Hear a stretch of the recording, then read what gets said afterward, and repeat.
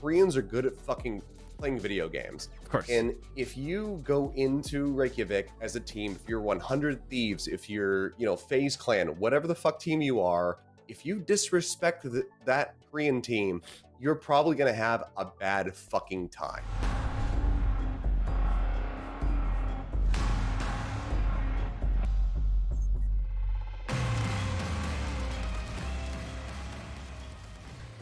So Valorant, Korea caster, Seth Achilleos King, obviously a veteran of many esports titles, and someone I enjoyed covering Overwatch League with in the past. Seth, great to have you here, man. Thanks for joining us at such a ridiculous hour of the night. Yeah, nice to meet you. No, it's no problem. Nice to meet, Veli, Vincili, Mitch, you're there, but it's great to meet you guys. It's really nice to come onto this on the broadcast. Been a big fan, been watching your guys' content, and I really like some of the takes that I've seen. We love you, Seth. Thanks, man. Well, I hope you've been able to reverse some of the brain rot induced by listening to us discuss Valorant. Listen, so, I mean, you've been busy, man. Obviously, a lot of Valorant coverage coming out of Korea. I think that a lot of our viewers have not always been able to catch it. So I thought we'd take this valuable opportunity to pick your brain about what's going on in the scene, because even those that aren't entrenched in Korean Valorant know what's being said about it. They know that the whispers are that, you should be ready for, a brand of dominance to come from this region that we've come to expect in other esports titles.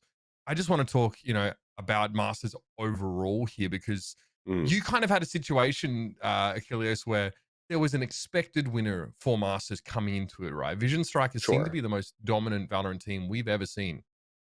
Yeah, I mean, these guys they're incredible. And I think everybody basically predicted that they were going to be the victors of Masters and whatnot. But I think that the Masters final was basically the closest that anybody had maybe anticipated they could lose. But their win streak continues to live on. These guys are on an absolute tear. They have yet to drop a series. They had 2 draws, one versus EF Gaming, another versus New Turn, which is the team that they faced in the finals of Masters. But they have not dropped an actual best of 3 or 5 series yet. They've only even been in 2 3-2, 5 map sets rather for best of 5 series in the entirety of Valorant. So every time they go into a best of 5, they have only been taken to 5 maps twice. Once was versus T1 when they still had their Korean organization together. The other was now versus New Turn in this own final. So these guys are completely and utterly dominant overall. I think that this Masters event was a very rare exception that a few people have kind of pointed that out. But I don't think that is going to be the future of this team moving forward. I mean, I want to tie up to that too, or latch on to that observation, because yes, VisionStrikers so far are like the top of the top in Korea, and that's the only team that when you hear about Valorant in Korea, it's just always VisionStrikers. But I was able to watch a bit of that series live versus New Turn when it was like 7 a.m. I had to fall asleep, so I've watched 2 maps, and the first 2 maps that I saw though, it didn't feel like Korean Valorant. It was very slow. There wasn't a lot of utility usage in that series, in those 2 maps, when we always praised Korea of how good they are utility-wise. But just looking back at those 2 maps and then going to the series and then seeing VisionStrikers still win when they didn't imply that type of like flash and dash that they coined before in the past, what is making them so much better than the other Korean teams so far? Is it just mechanical skills that's lacking on the other teams, or what's your observations? I think it's a combination of a few different things. I think it's just the overall synergy of the team, because they've obviously been together for a while. This is the former MVP roster that competed in CSGO that's now moving into Valorant. So they have a lot of pre-existing synergy. They have Glow, who is one of the most veteran FPS players in Korea that you could ever find. This guy is in his 30s. He has been playing FPS for a very, very long time, and he continues to excel. Yes. And he continues to excel on a mechanical level as well as just a game sense level. So like they have a lot of like edges that give them an advantage. But I think one of the things that we're seeing from them now is they're changing the play style. They're not going for the flash and dash as you say. They're going for kind of like safer plays. They go for the sky more so now compared to I the did notice breach. that. Yeah. And like the sky is safer flashes. You can go in even deeper. It garners you information, and I think that that's what Vision Strikers is going for with the sky play. Because obviously you have the audio cue whether or not you flash somebody, Yep. so that gives them even more information. They really like to play around info. I've made this reference before on the broadcast where they kind of like to play Valorant as if they're playing an RTS, where you have like the fog of war, and I like that. them garnering information and getting these audio cues or visual cues and whatnot is like cutting through the fog of war and identifying where your opponent's space is going to be. So the sky flash allows for that, but it's not as easily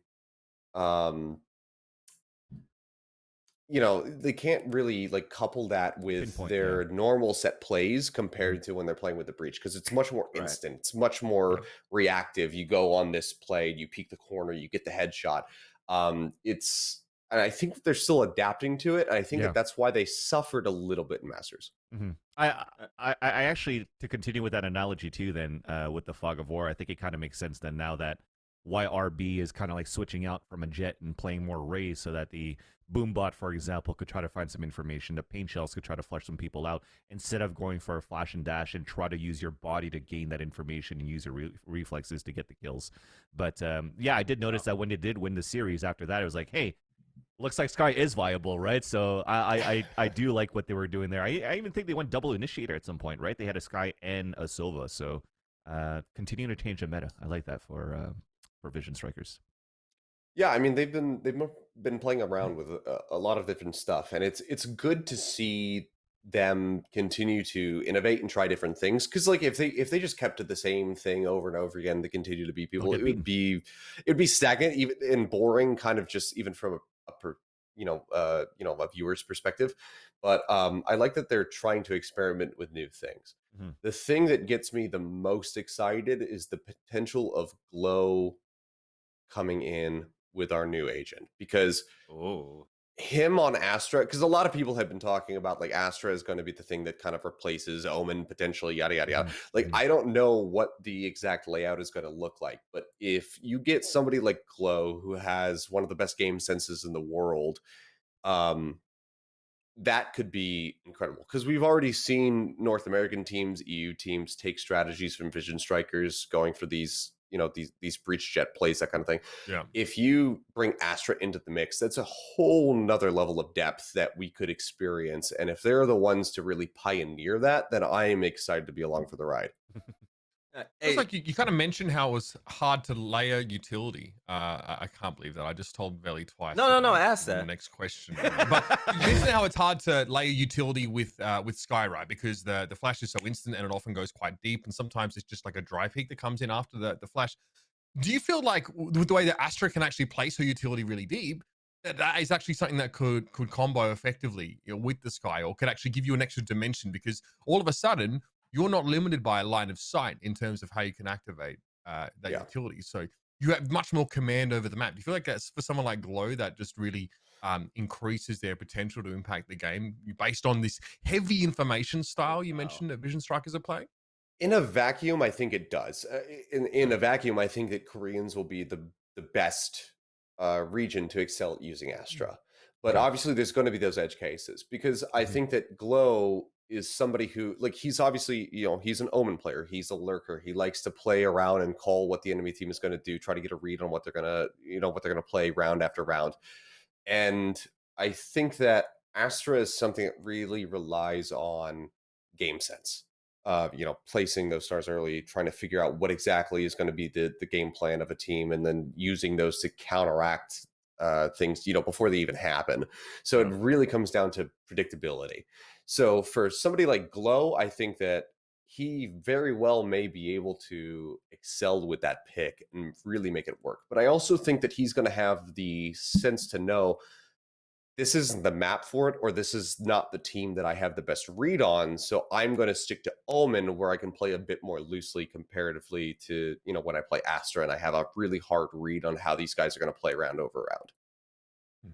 This whole time I was thinking of meta with Astra and Sky working together, which is insane. Uber, you just made my brain just go like this, man. But Seth, I have two questions. Do you watch conventional sports? If so, what's your favorite? So I do watch conventional sports from time to time. I have to say, just based on hours watched, football, Oh, yeah. and then outside of that, probably baseball, because I'm just a basic American bitch, I guess. Yes, yes. So, all right. So when we watch football, I look at Valorant the same way I look at sports sometimes. Either I watch it to be nerdy and analytical, and I watch and see what's going on, or I watch it like it's football. I grab a beer and I enjoy the highlight plays. And the highlight plays recently, where we're at least, there's been a crazy jet play out there in Korea. Has there been that type of play that is dominated, or has that type of play been tried and destroyed? I mean, that explosive, aggressive style? Yes, like the baby Bay style. You know what I'm talking about. Sneaking, right, I mean, even sneaking. KZ had that style back when he was on Luminosity. So, like that type of play, is there a lot of it in Korea? And if so, has there been like a defining person that is just so damn good with her? Really wants to know who to watch, I think. Who's the cracked out player in Korea? Who's cracked out? I need to know. I mean, if you have to go for a jet, and it's so weird to still say this, but like it's still going to be RB in my RB? mind. Mm. He is still probably the best jet player that we have out here, even though he has been straying towards the Rays because he thinks that Rays does everything that Jet does, but better. There's still a plethora of great jet players to watch. Han comes to mind, as well as Buzz, but those two players in particular are very hot and cold. You know, when they're on, they are fucking on. Sorry, I don't know if I can swear on this show. You're allowed. You're You're allowed. You You definitely. can curse all that you fucking want, Seth. Hell Okay. yeah, brother. But, like those are two players in particular that when they pop off, they pop off. They dominate a lobby. They go in. They come up with the 4Ks, the aces, and all this kind of shit. They will crush. It's not guaranteed that it happens. It really comes down to how the enemy team is counterplaying them and whether or not they're predicting their movements. But when they can outthink the enemy team, they really come in and they absolutely dominate. So I would say that Han and Buzz are two players that you very much should look at. There's a couple others that just kind of, not even with like the jet sneaking plays that you see from Baby Bay, but there's a couple others that really play outside of the normal means of what you expect from an agent. And one of the ones that I would give a shout out to is Intro, because Intro plays such a fascinating Omen. And he's another hot and cold player. He didn't play well in their qualifying match to try to get into the grand final. They ended up losing versus New Turn. He's playing for Miyaho, but he is one of those other players that when he pops off, he just puts on an absolute clinic. He plays Omen in such a way that you just really can't predict what the hell he's going to do, and he uses that lack of information for the enemy team to his benefit, and he capitalizes on it. Nice. And so we're talking a lot about great players in the Korean scene and great team play, and the meta always shifting for Korea thanks to VisionStrikers. But now we've asked this question for every single region that's come on to the show too. Like, how do you think KR fares versus US, EU, Brazil? What's it gonna look like at the Masters? Just give me the lowdown of what you expect here. Be real with us, Seth. We finally have someone with an informed opinion on the topic. So look, I'll be totally fucking honest, and the honest opinion is that I really don't know. I believe in these players that are playing out here. I know that they're very good. A lot of people like to come into the chat and they like to say that Koreans don't know how to aim. They don't play FPS. It's not their native game type. We already covered this. Stupid shit. No, we have Mitch. We have covered this so many fucking times. It's infuriating. But the fact of the matter is that Koreans are good at fucking playing video games. Of course. And if you go into Reykjavik as a team, if you're 100 Thieves, if you're, FaZe Clan, whatever the fuck team you are, if you're from EU, I don't give a shit what region. If you go into this event and you're playing against whatever goddamn team we have representing us, whether it's VisionStrikers or New Turn or somehow, maybe WGS makes a run for it and they go there. If you disrespect that Korean team, you're probably going to have a bad fucking time. because these guys grind. They grind more hours to scrim than almost any other region. 100%. They care so much about practicing. I talked to Stacks before we even started Masters, and he was talking about his brother playing over on Moon Raccoons over here in North America. And he said, he told me his scrim schedule, and he said, oh, we wake up at, 10 a.m. We start scrimming at 11, and then we scrim until 6. And then Stacks was like, I went back to our management. I told them that. And then we said, okay, we wake up at 9, we start scrimming at 10, and then we scrim until 11 p.m. Mm.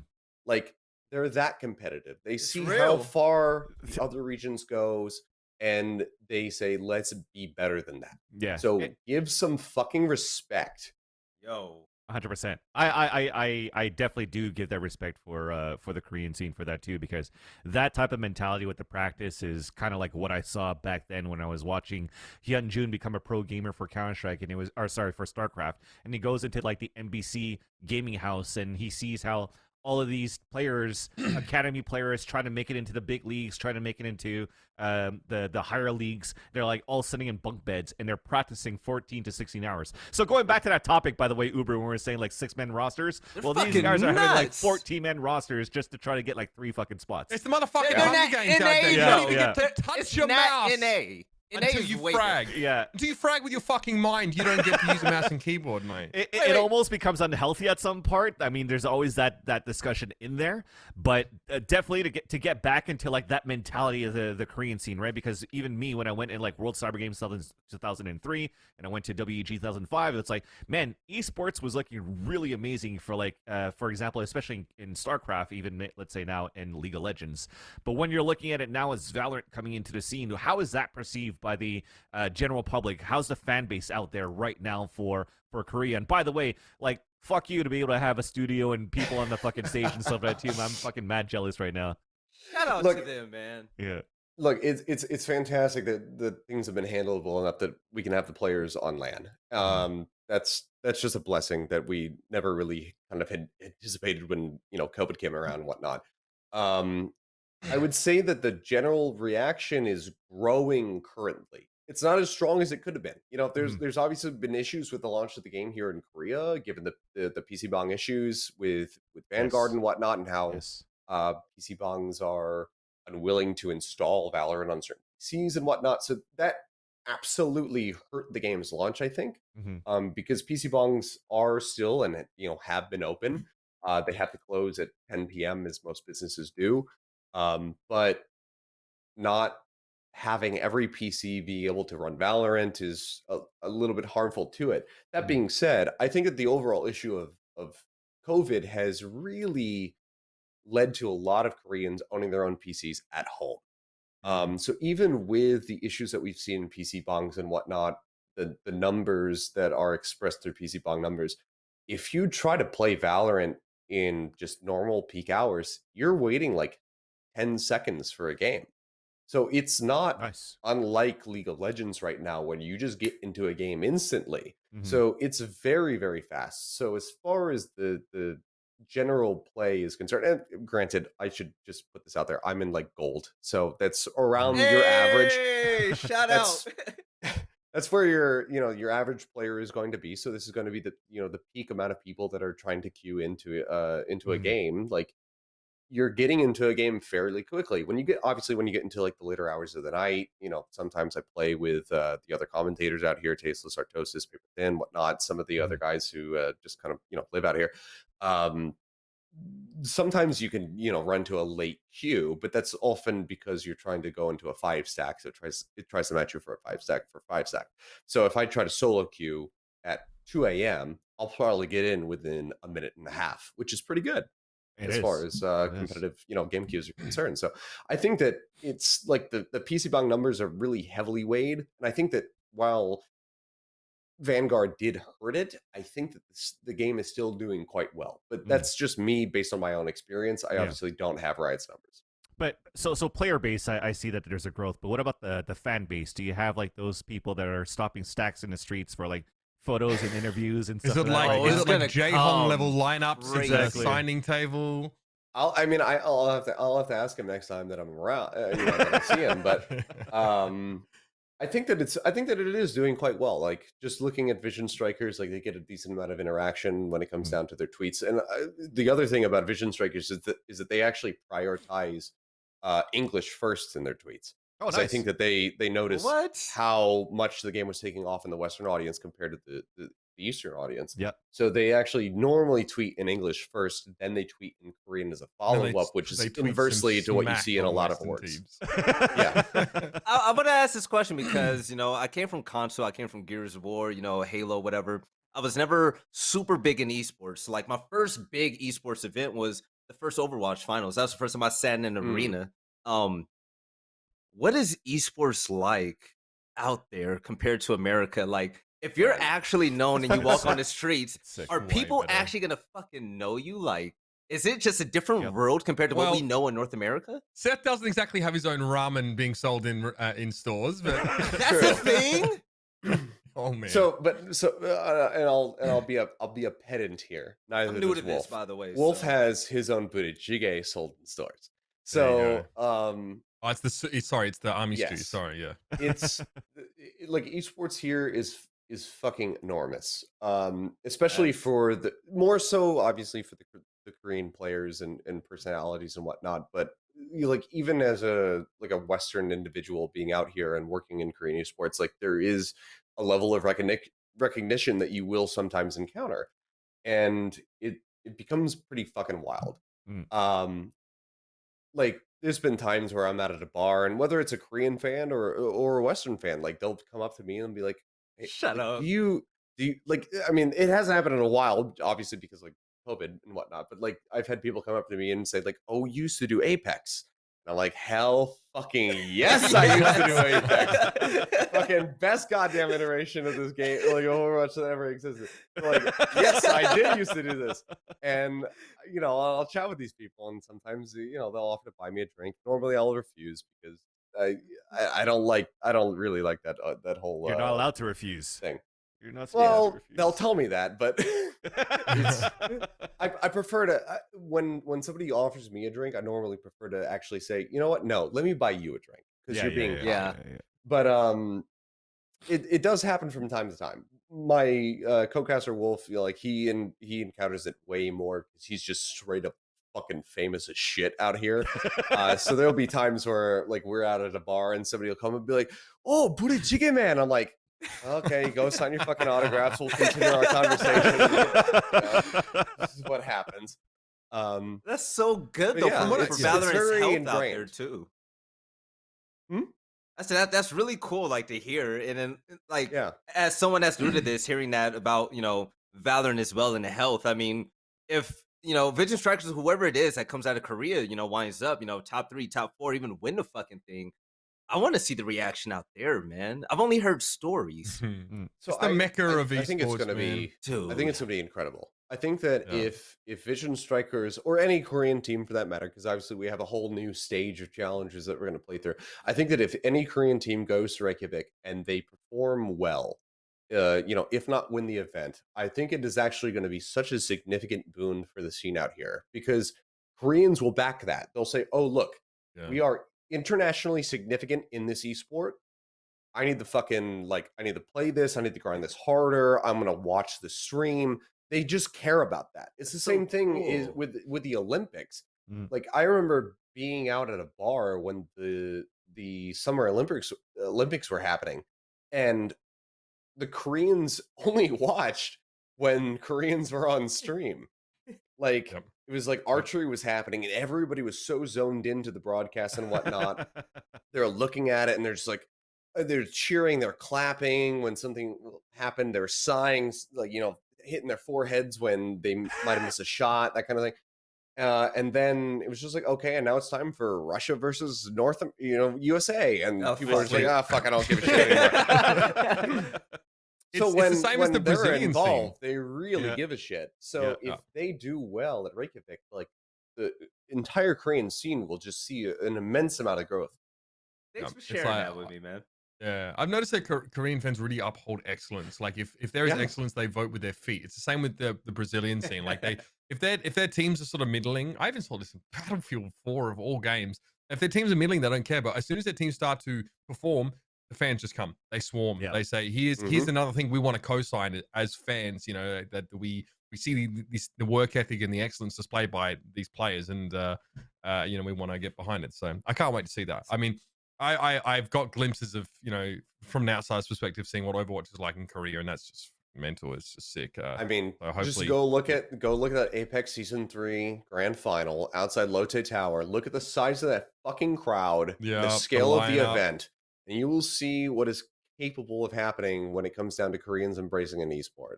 Like, you're talking, I mean, and that's even scratching the surface. Like, if you could somehow get enough interest compared to like Brood War, like, good lord. Yeah, I can't wait. Hey Seth, what's coming up for you? Because obviously we've got you know, we've still got VCT 2 Electric Boogaloo on the way as we start to ramp into Reykjavik. So I'm sure many people are hoping to see you still involved as our English speaking link to the Korean Valorant scene. Yes. Well, I will still very much be involved, as will be, you know, my co-caster Paper Thin, Tasteless, and Artosis. So that duo is not going away. We're going to be kicking things off in like 4 days time. I think. So yeah, I'll be starting things, I believe, on Saturday for the open qualifier. So we have a format change. Is it's worth mentioning, I guess. Oh, nice. Like a major fucking format change. we're not doing like qualifier, a week of challengers, qualifier, a week of challengers, yada yada yada. We're doing 2 days of qualifiers, and then that's it. All of the teams for the entire stretch of stage 2. Wow. So it's going to be way more competitive this entire qualifier. So I mean, you know, there's always that chance. It's unlikely, but there's always that chance that VisionStrikers falls out in the round of 32 or the round of 16 or something like that, and then we literally see them for, you know, we don't see them for a month. That's that pressure that's being brought onto these organizations. So there's a huge amount of pressure for these teams to qualify. WGS is one of the teams in particular, I think, that has a lot of pressure on them, given that they've made it into a couple of challengers weeks, but they're really, really weak. So coming into stage 2, like, they're going to be fighting for their fucking lives to try to make it into this one. So I'm excited to see the growth that comes out of these, you know, long-standing organizations, as well as the crazy upsets from these new teams that could just kind of like come out of the you know, the woodwork and upset them, and like suddenly have this like month-long stay in stage 2. Yeah, the stakes seem much higher, which is going to be sick. I think the tension's going to be much thicker. Hey, Seth, thank you so much for joining us, man. Again, a ridiculous hour for you to jump on, but really great to pick your brain a bit about the Korean scene, and we look forward to seeing more of you, man. Let's go. We want to see it. Oh man, another merch shill. You know, I was saying nice things, but here we are. But he tried drinking out of a Soul Dynasty tumbler as well. Like, this guy is dripped with esports gear. I gotta rep the organizations, you know, especially in my region. So there you go. Hopefully, VisionStrikers Reykjavik. Look forward to it. Hell yeah. Thanks, all right, buddy. Thanks for joining us. Enjoy cuddling your KT Rolls to body pillow, I suppose, later on tonight. And we'll catch up with you soon. Seth Achilleos King, everybody. Obviously, commentator out there for the Korean Valorant scene, and providing some great coverage for us, man. All the best.